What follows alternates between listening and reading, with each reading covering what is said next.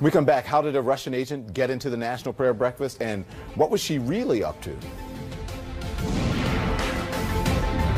Prosecutors say Maria Butina, the accused Russian spy who infiltrated Republican politics, attempted to exchange sex for political access and communicated with the Russian intelligence during her years in America. So what was she doing at the National Prayer Breakfast?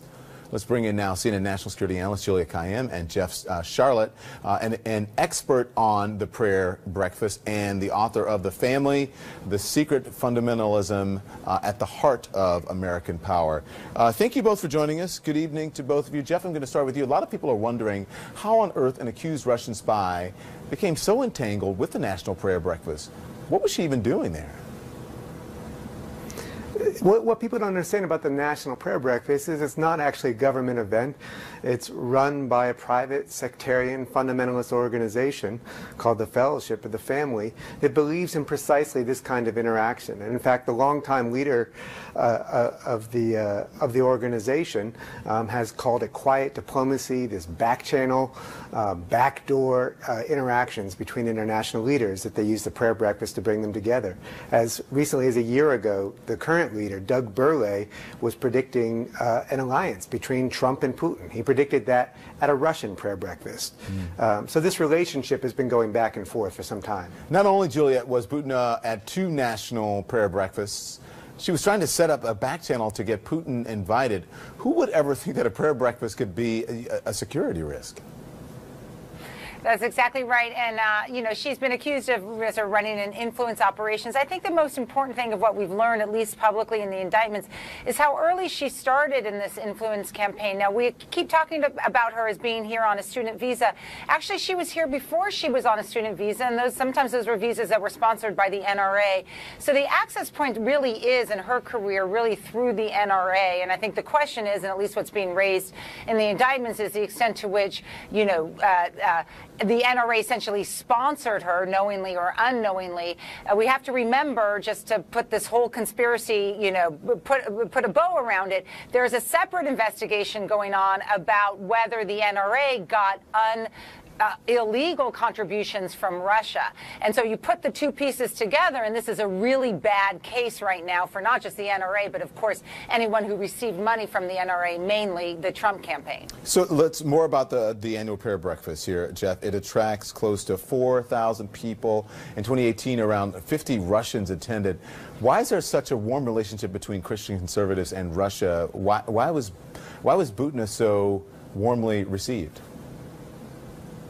The whole Christian right has strongly embraced Putin as this model of the strongman leader that they admire, particularly for his anti-LGBT crusade, his so-called family values, his revival of the Russian Orthodox Church.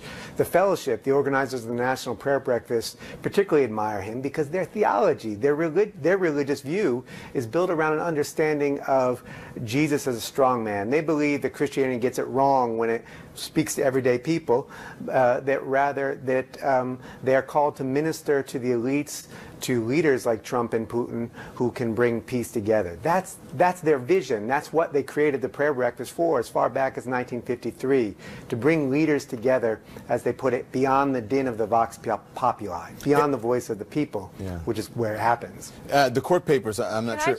Yeah, go ahead, Julia.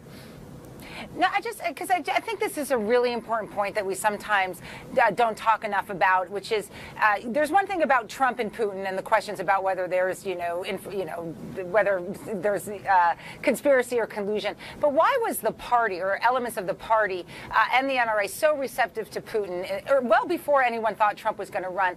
And in this very sort of ethnocentric, white ethnocentric attitude that Putin was, as the strong man begins to embrace as a form of his authoritarian rule, is something that we just have to say publicly was very appealing to very conservative members of the party. And that nexus, right, which may have nothing to do with whether there's tapes or collusion or elections, was happening well before Trump. And the party needs to face that element within them, which is it's essentially a white, supremacist element that Putin very much is playing onto. Well, because people were receptive to it. That's, Yeah. That's what happened. Julia, the court papers, I don't know if you read all of them, but just it reads like Yes. a spy novel. Here's what part of it says about Butina. An illegal agent of Russia whose plan was calculated, patient, and directed by a Russian official. She even allegedly offered sex in exchange for a position within a special interest organization. And sources are telling CNN that she had a romantic relationship with Paul Erickson, who's a former board member to the American Conservative Union, who has attempted to make inroads with the Trump campaign. How does this all, what is going on here?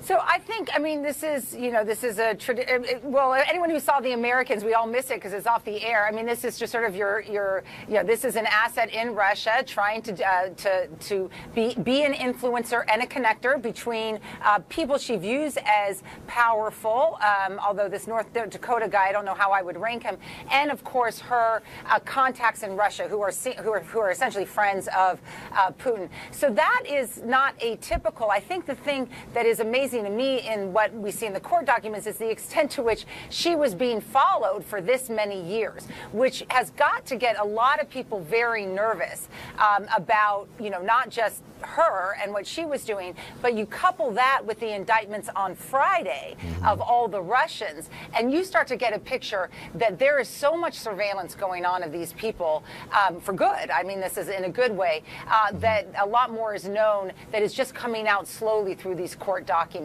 But her behavior is not atypical.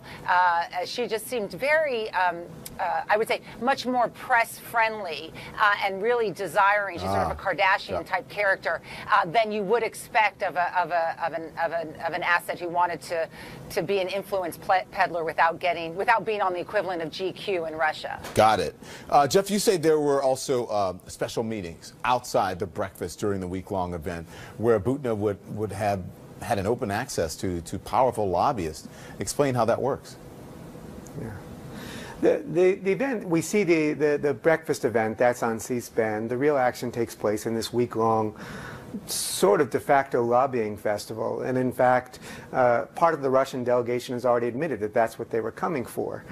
They were coming for access. And we see in the affidavit, we see Butina thanking the National Prayer Breakfast organizers for these very private meetings. They're taking place after the main event, and she's requesting further meetings to share what she describes as important information to develop this relationship. This relationship, remember, that begins in Moscow. This goes both ways, not just her infiltrating the National Prayer Breakfast, but them actually traveling to Russia to seek her out and to work with her to develop the most influential and the most powerful delegation they can for her event. They'll then take that relationship and carry it on, not just in February, but all year round through their organization in Russia and in Eastern Europe, where they're sponsoring travel of members of Congress to go and represent their interests. It's a broader project.